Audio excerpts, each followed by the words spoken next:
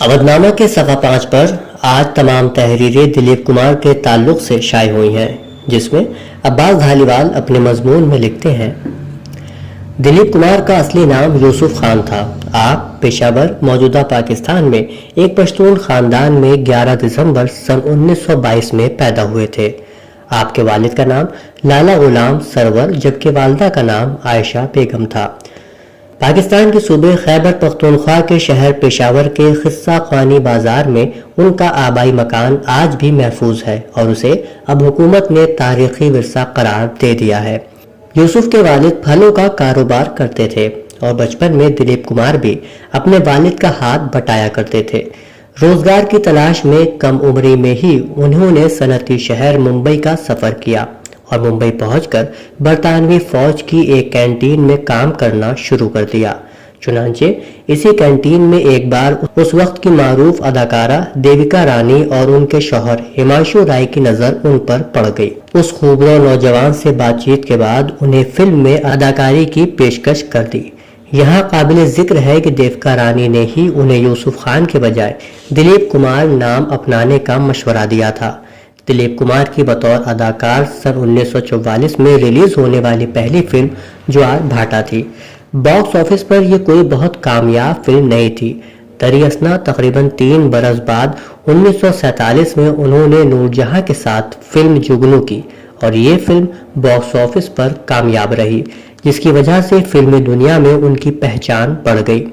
फिर सन 1949 में उन्होंने उस वक्त के बड़े अदाकार राज कपूर के साथ मिलकर फिल्म अंदाज अदाकारी के जौहर दिखाए और इस फिल्म की हीरोइन नरगिस थी। इस फिल्म में उनके शानदार स्टाइल और उम्दा लबो लहजे ने उन्हें एक मकबूल और हर दिल अजीज स्टार बनाने में अहम रोल अदा किया। ये भी बता दें कि कांग्रेस पार्टी ने दिलीप कुमार को पार्लियामान के ऐवान बाला यानी राज्यसभा के लिए नामजद किया था और इस तरह वो 6 बरस तक रुकन पार्लियामान भी रहे थे। दिलीप कुमार ने यह बात तस्लीम की है कि इब्तिदा में बतौर अदाकार वो अशोक कुमार के अंदाज से बेहद मुतासिर थे।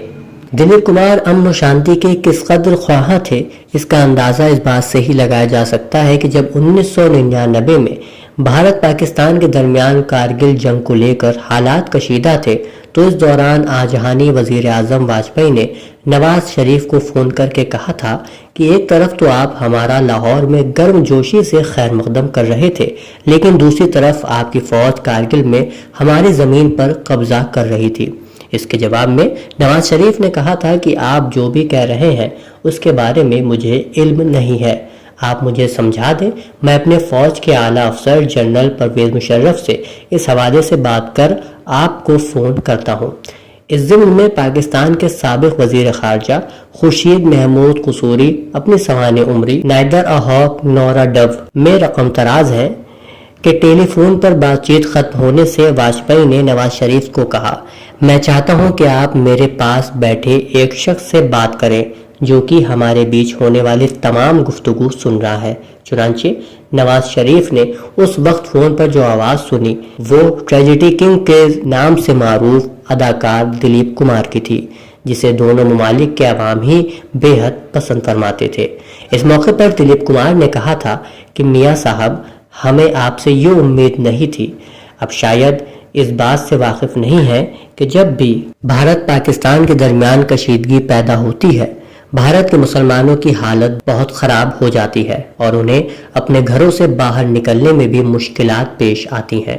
हालात पर काबू पाने के लिए जल्द ही कुछ करें। उस वक्त खबरें ये भी आई थी दिलीप कुमार पाकिस्तान की तरफ से अदा करदा निशान इम्तियाज भी वापस करने को कह रहे हैं। दूसरी तहरीर सफदर इमाम कादरी की शाये हुई है, जिसमें वो दिलीप कुमार की अदाकारी के हवाले से रकम तराज है। दिलीप कुमार को हिंदुस्तानी फिल्म इंडस्ट्री में अदाकारी के नए दबिस्तान के तौर पर कबूल किया गया। वो जब हिंदुस्तानी सिनेमा में दाखिल हुए थे, उस वक्त ड्रामा स्टेज से निकले हुए अफराद बड़ी तादाद में फिल्म इंडस्ट्री में मौजूद थे। बुलंद आहंगी उस अहद की अदाकारी और मुकालमा ख्वानी के लिए लाजमी जुज था, मगर दिलीप कुमार ने नर्म खुई के साथ अपने मुकालमे अदा करने का एक फितरी रुझान सामने लाए। जुमलों के बीच गुफ्तगू करते हुए खामोशी, ठहरी हुई उंगलियों के इशारे, पेशानी के बल और सर झुकने की अदा, सब में बात कहने का कोई न कोई सलीका मौजूद होता। عوام میں پہلی بار اس انداز کو اس وقت مقبولیت ملی جب مغل اعظم میں ایک طرف شیر ببر کی طرح گرجتی ہوئی پرتھوی راج کپور کی آواز تھی اور اسی کے سامنے ایک معصوم اور نرم ملائم اور کبھی کبھی اپنے آپ سے بولتی ہوئی دلیپ کمار کی آواز۔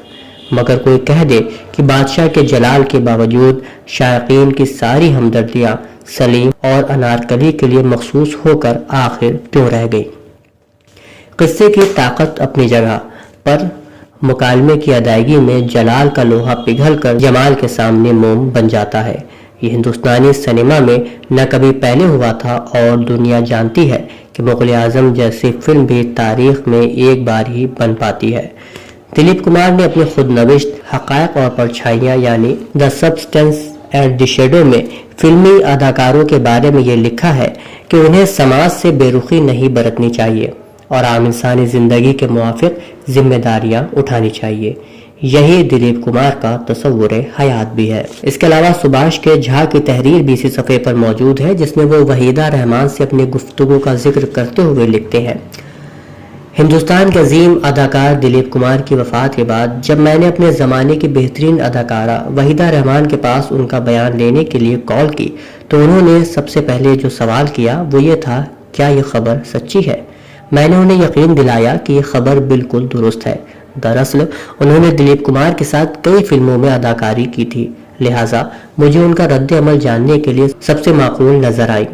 وحیدہ جی نے مجھے جواب دیتے ہوئے کہا کہ انہوں نے دلیپ صاحب کے ساتھ بہت زیادہ فلمیں تو نہیں کی، صرف 4 ہی فلموں میں اداکاری کی اور بدقسمتی سے رام اور شیام کو چھوڑ کر کسی کو بھی زیادہ پسند نہیں کیا گیا۔ میں نے ان کی دلیل سے اتفاق کرتے ہوئے کہا، لیکن آپ نے جن دیگر 3 فلموں دل دیا درد لیا، آدمی اور مشعل میں دلیپ صاحب کے ساتھ کام کیا، وہ سب بہترین فلمیں تھیں اور آپ دونوں نے لاجواب اداکاری کی۔ وحیدہ جی نے میری بات سے اتفاق کیا اور کہا، آپ نے صحیح کہا۔ انہوں نے کہا، یہ سبھی اہم فلمیں تھیں اور ان فلموں میں دلیپ صاحب کے ساتھ کام کر کے میں نے بہترین تجربہ حاصل کیا۔ وہ ایک عظیم فنکار تھے، میں ان کے سامنے بہت چھوٹی تھی لیکن انہوں نے کبھی مجھے حقیر محسوس نہیں کرنے دیا۔ وہ کیمرے کے سامنے کمال کی اداکاری کرتے تھے، وہ مجھ سے آہستہ سے بتا دیتے تھے کہ کون سا سین مجھے کس طرح سے کرنا ہے۔ میں نے ان سے بہت کچھ سیکھا، کاش میں ان کے ساتھ کچھ اور فلموں میں کام کر پاتی۔ اس کے علاوہ سید خرم رضا کا مضمون بھی اسی صفحے پر موجود ہے۔ اودھ نامہ میں شائع مضامین کو مکمل طور پر پڑھنے کے لیے اودھ نامہ کی ویب سائٹ www.awadhnama.com پر وزٹ کریں اور ای پیپر پر کلک کریں۔